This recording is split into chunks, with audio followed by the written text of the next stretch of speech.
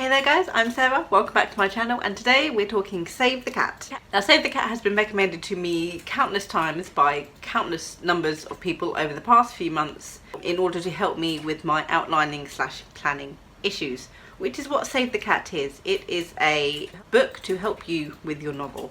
Now Save the Cat is originally a book by Blake Snyder all about screenwriting and how to write a screenplay. Obviously I'm not writing a screenplay, I'm writing a novel, so I did not get Blake Snyder's version of Save the Cat. I got Save the Cat Writes a Novel by Jessica Brody, which is basically Save the Cat but for novelists. Now today I just want to run through the basics of Save the Cat Writes a Novel so you guys know what it is and how it's helping me currently plan my new work in progress for November, and give you an idea of why it comes so highly recommended. Now in this video I'm going to focus on, I suppose, what are the two most important elements within Save the Cat Writes a Novel, which is the hero and the beats. There are many different sections that it covers, but for me, for when you're planning your novel, these two are the most important ones you need to focus on. Now the hero, obviously your protagonist, is the most important character. It is the character that we are following throughout the story. It is the character that we see change and grow, overcome their trials and tribulations. So obviously they are very important, and there's a very big focus on the hero, on their journey, making sure that it is the right hero for the right story. Most of all, of course, your hero needs to be interesting, and in order to make them interesting, Save the Cat focuses on three things. Number one, their problem or flaw. Flawed protagonists are interesting protagonists. Unflawed protagonists are not. The reader likes to see the characters change and grow. They want to see the hero overcoming their flaws. They want to see their hero struggling with the right thing to do or the wrong thing to do, and they want to see the hero change for the better. The readers are rooting for your hero. That is why they are so important, and that is why establishing the fact that they have a flaw, that they have a problem, is important, because the story is there to fix the flaw and that problem for the character. Number two, your hero wants something. This is the driving force of your novel. The whole point of the novel is your character going out to get what they want. What do they think they want? And think is very important. And no, happiness is not an answer. You need to think deep. What is it that will make your character happy? What do they think they need in order to be happy? This is the goal. This is the plot. Them trying to get what they want. Another important question to ask with their want: why haven't they got it yet? What is stopping them from getting what they want? Very important to note that their wants, their goals can change throughout the story, as long as there is always a goal or a want present to drive the story forward. And number three, need. They need something. Maybe they don't know what this is. They have a life lesson to learn, something to overcome, more than likely their flaw. Sometimes your character knows what this is, sometimes they don't. It's completely up to you. It's completely up to the character and the story you're trying to tell. It's very important because it goes back to, what do the characters think they want? What is it that they actually need in order to fix their problem? Sometimes the character knows, and what they want is what they need, but sometimes what they want is only going to make things worse, and they need something else. This is something for your character to overcome during the novel, that realization that what they want is not what they need. And these three things together are what makes a flawed, interesting character. Someone your readers are willing to follow anywhere. The stories can be further broken down into two separate storylines. I say storylines, two parallel storylines. You have the A story, which is what the character wants. This is the plot, this is the outline, this is all of the interesting stuff that happens during the course of your novel. The B story is what they need. It's the internal story. It is everything that your character personally and mentally has to overcome. The B story is what makes them realise that what they want is perhaps not what they need. The B story is what your novel is really about. This is the core of your story. There is no character without a story. There is no character without a heart. So the B story, the interesting story, remember, the more relatable that the lesson is that your character has to learn, the more you are endearing them towards the reader, and the more the reader will want to figure out where this story goes and follow your character as they decide what they need to do. Save the Cat gives you a fantastic list of lessons. There are not that many. They all sort of boil down into one of several categories. And the fact that Save the Cat gives you these categories sort of makes it so much easier to pinpoint and go, right, yes, that is the category that I need, that is the life lesson you need to learn, and then you sort of fix what the life lesson is to go in with that. Forgiveness, love, acceptance, faith, fear, redemption, trust, survival, selflessness, and responsibility. So the lesson that your character needs to learn is going to be within one of those categories. This is one of the ways Save the Cat makes everything easier and doesn't require you to research so much all the little bits and pieces that some other outlines or some other, ways to do things might tell you to do, but then you don't give you the option.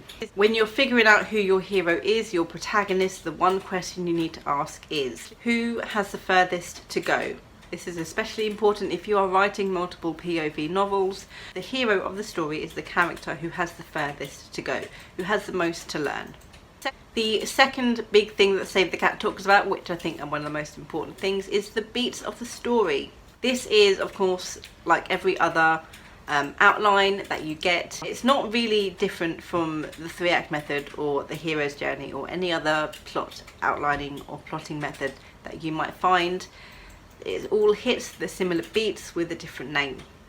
Save the Cat, however, focuses more on the character and their B story more than it does the A story, which, especially in a character-driven novel, is an extremely good thing. The first beat is the opening image. This is the before snapshot of your character and their life, how they are before it all starts. Next is the theme stated. This is a statement that is most likely not your character but another character makes, that sort of hints at what the character's arc is going to be.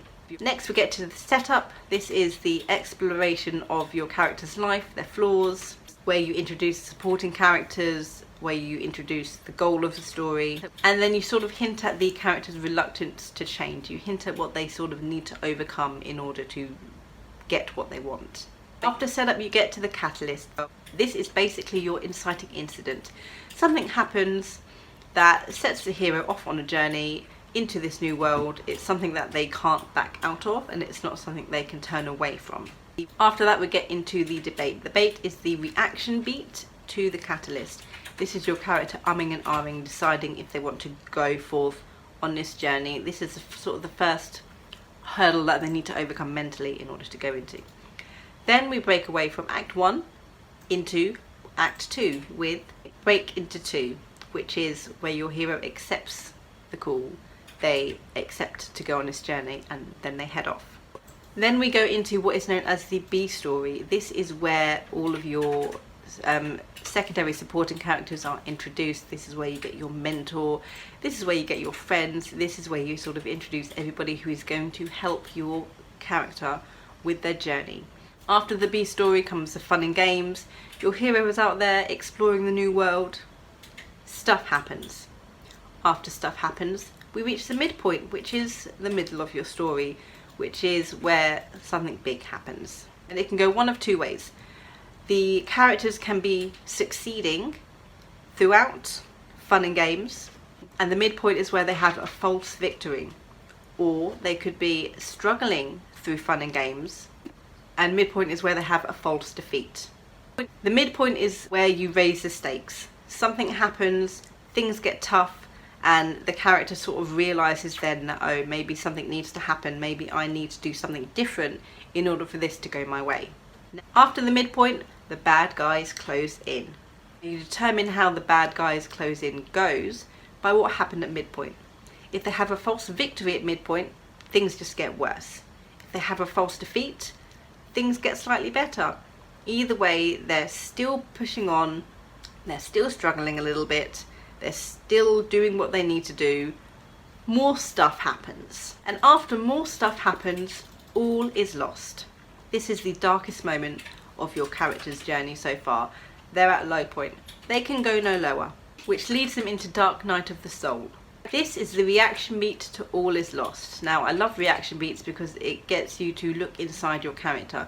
This is one of your character's defining moments. This is where they decide to stand up and go, you know what, stuff needs to change, things need to happen, what I'm doing is not working, so what is it that I'm doing wrong, and what is it that I need to do right? Can I do this? Should I do this? And then at break into 3, they realise what needs to happen, they realise what they need to do, and they push on and they go and do it.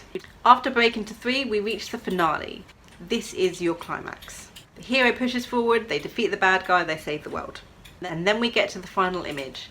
Now this should be a mirror image of your opening image. This is your hero and their life now, after they've gone through everything they've gone through, after they've changed, after they've not gotten what they want, perhaps, but they've gotten what they need. They've learned their life lesson. Save the Cat writes a novel. The actual book goes into so much more depth and detail with everything that I've just listed. They give great examples throughout about the different beats, and they break down actual novels into their beat sheet in order for you to sort of understand fully what needs to go where, which again is a fantastic thing, because I know what the middle is, but I never know how to get to the middle, and I don't know what comes after the middle, but I know the end and the beginning. So the middle bit always confuses me, but Save the Cat gives such great examples and breaks down some really popular novels into those beats in order to sort of help you figure out what needs to go where. Another great thing Save the Cat does is go into different genres. Now this isn't fantasy, sci-fi, mystery, none of those. Save the Cat story genres are genres that every single novel in existence fits into. Name a novel and it will fit into one of these story genres.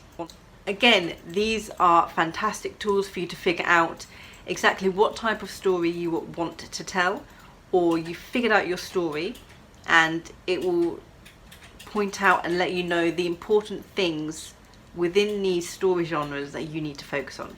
There are 10 Save the Cat story genres, and they are whodunit, rites of passage, institutionalized, superhero, dude with a problem, fool triumphant, buddy love, out of the bottle, golden fleece, and monster in the house. So there you have it, the basics of Save the Cat writes a novel. I highly recommend it if you are struggling, and you know, everything I've said in this video are the reasons why I think it's fantastic. They also have a section, guys, by the way, on writing queries and synopsis for anyone who's struggling with that as well. Thank you so much for watching, guys, and I'll see you in the next video. Good thoughts and happy writing.